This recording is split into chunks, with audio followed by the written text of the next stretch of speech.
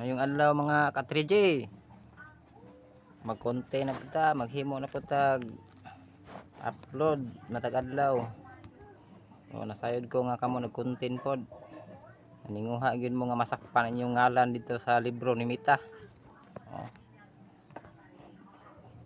Mga ka-3J, naninguha ta kanunay nga ma-invite na ta. So wala ba mo'y tinguha nga inyong ngalan masulat sa langit? Doon ako'y gamay nga pambit kaninyo mga ka-3J. Content kini pero inyo ha kining paminahon o tuohan. Dako kinig mapuslan sa inyo hang kaugalingon. Sumala sa pinadayag 20 kapitulo 20 bersikulo 15. Nga ang tanang tao nga walay ngalan sa libro sa kinabuhi siya ipagatambog ngadto sa linaw nga kalayo. So kung doon na mo Biblia diha basaha lang mga ka-3J. Tungod kay atong nahibaluan nga adunay mga pagsulay sa ato ang palibot. So himuon ko ning content mga ka-3J pero dako kini tulunan alang kanato. Tungod kay ang atong mga anak, ato ang bana, ato ang mga silingan. So kanunay nagpabadlong na to. So dunay gamay nga ato ang ipahibalo nga kinahanglan do na tay mga pagpugong sa ato ang kaugalingon, mga pagpugong sa ato ang sinultihan. Sumala sa Santiago kapitulo 3 bersikulo 6 nga aton dila sama sa usa ka kalayo nga maoy nakapasilaob sa kalayo sa impierno o kining mga butanga mao kini makapabuling sa tibok natong lawas. So pagabantayan nato mga ka-3J kanang pagpanunglo maka panunglo ta usahay mga ka-3J tungod sa atong mga silingan, atong mga bata, atong bana nga badlungon. So dili ta makapugong usahay.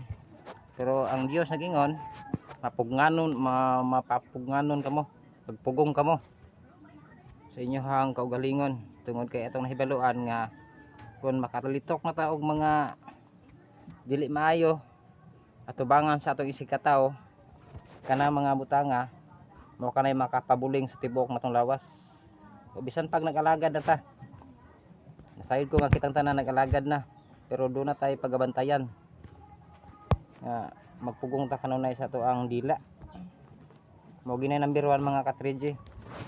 Kay kung mag-alagad ta unya pag abot sa ato ang panimalay o mga pagsulay pataka na lang tag tibad na natong baba. So murag way pulos ang ato ang pag-alagad. So ingana ang atong pag-alagad mga ka-3J kinahanglan gyud nga kung mag-alagad ta atong baba pod ato pong ikalma, no? Matud pa niya giunsa man pagdagan sa barko nga paadtuon man sa usa ka timonel kung asa mo adto.